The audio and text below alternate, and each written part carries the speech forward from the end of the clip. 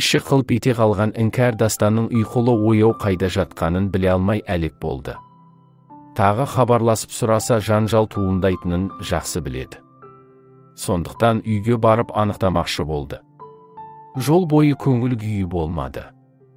Оның үстіне жүрегінің айнығаны бар. Әйтеуір, әупірімдеп жетті ау үйіне. Ешкім жоқ. Ата-енесі расымен демалыста екен. Дастан да жоқ. Тек қызметші қыз ғана жүр. Содан сұрап бәрін анықтап алды. Өзі төркінге кеткеннің ертеңіне ата-енесі демалысқа кетіпті. Келетін күндері де жақындап қалыпты. Ал Дастан сол кеткеннен келмегенін айтты. Қызық, сонда қайда қонып жүр? Іңкәр бір сұмдықтың боларын іші сезіп, Дастанға тағы бір хабарласты. Алло, Дастан, мен үйге келдім. Мен саған сонда біраз бол деп едім ғой. Бірісі күні ата-апалар келеді екен. Соған мен де келейін дегем. Жарайды, кешке барам, жұмыстамын. Кешке үйге тәлтіректеп келген Дастан келіншегімен амандаспады да. Төсегіне құлай кетті. Өзімен өзі сөйлесіп, біресе күледі, біресе ашуланады. Іңкәр ештеңе деместен жанына келіп киімдерін шешіп дұрыстап жатқызбақшы еді. Тарт қолыңды деді, оқты көзімен қарап. Сұмдық көзқарас Іңкәрдің өңменінен өтіп кетті. Көздері қанталаған Дастанның дәл бір дені сау емес сияқты көрінді. Бейне бір құтырған кейіпке енгендей.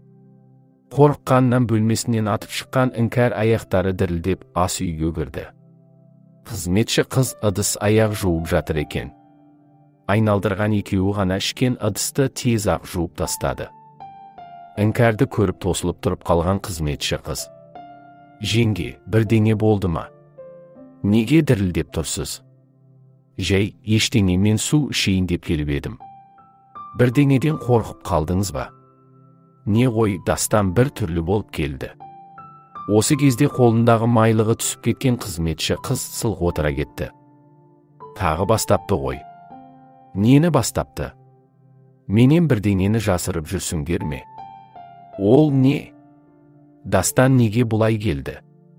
Жалпы өзің білесің, мен Дастанды танымай келдім бұл үйге. Дастан жайлы айтып берші маған. Менен сұрамаңшы, өтінем. Әпшелер ертең арғы күндері келіп қалады. Өздерінен сұраңызшы. Жоқ, сен айтып берші. Дәл қазір. Мен сенің айтқаныңды айтпаймын. Рас айтам. Өтініш айтшы енді. Жарайды, айтайын. Бірақ ол қазір үйде емес пе? Кіріп келсе мені буындырып ақ өлтіре салады. Қойшы тегі. Өлтіре салатын шыбын құрлы ма едің? Сіз оны білмейсіз ғой. Ол нетіп алған кезде ешкім көзіне көрінбейді. Жасырмай, жұмбақтамай айтшы енді. Тоқта, егер қорқып тұрсаң, мен қазір көріп келейін, ол ендігісі ұйықтап та қалған шығар. Айтарын айтып алып, бөлмесіне кіре алмай есік алдында тұрған Іңкәр тәуекел деп терең тыныстады да ақырын есікті ашты. Қорылдап ұйықтап жатқан күйеуін көріп уф деді де ас үйге қайтты. Ұйықтап жатыр, айта бер. Жеңге, ертең әпкелер келсе білмеген сияқты өздерінен сұраңыз. Иә. Жарайды дедім ғой. Қорықпа. Дастан аға есірткі шегеді. Не деп аузын басып көздері шарасынан шыға жаздаған Іңкәр қорқып кетті. Иә, мектепті жақсы аяқтады. Жоғары оқу орнына да өзі кірді. Бірақ сол оқу орнында өзгеріп бастады. Әрине достарының кесірі болды. Алдымен ішіп бастады. Сосын бір күні бір түрлі болып кірді. Көздері қанталап ешкімді танымады. Тоқташы, сонда сен бұрыннан осы үйде істейсің ба? Менің анам осы үйде қызметші еді. Анаммен бірге мен де көп жүретінмін. Кейін анам жасы келген соң тек өзім келетін болдым. Содан кейін ғой бұл отбасыны беске білемін. Бәсе. Солай десеңші. Содан сол күні қатты жанжал болды үйде. Бірақ Дастан аға ешкімді тыңдамады. Бөлмесіне кіріп алып, музыканы қатты қойып есікті іліп алды. Ертеңіне әпкелер Дастан ағаны ешқайда шығармады. Отырып әбден ұрысты. Үнсіз бәрін мақұлдағандай болып еді. Бір жетіден соң тағы басталды. Сосын тағы арыға еті үйреніп кетсе керек, тіпті қоя алмайтындай дәрежеге жетті. Содан әпкелер амалсыз ауруханаға жүгінді.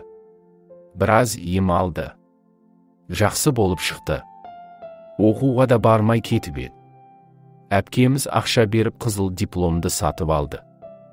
Басында ең үздік оқушы, ең үздік студент болған соңына дейін солай болып қалсын деп шешті. Оқуын аяқтап жұмысқа тұратын кезде тағы да осындай шу шықты. Бірақ үйдегілер алдын алып, дереу ауруханаға алып барды. Бұл жолы ұзақ жатты. Себебі есірткі қабылдамай біраз уақыт жүріп, содан көп мөлшерде бірден қабылдаған екен, жағдайы күрт нашарлаған. Сол үшін ұзақ жатып емделді. Ауруханадан шыққан соң үйдегілер Дастан ағаны үйлендіреміз деп шешті.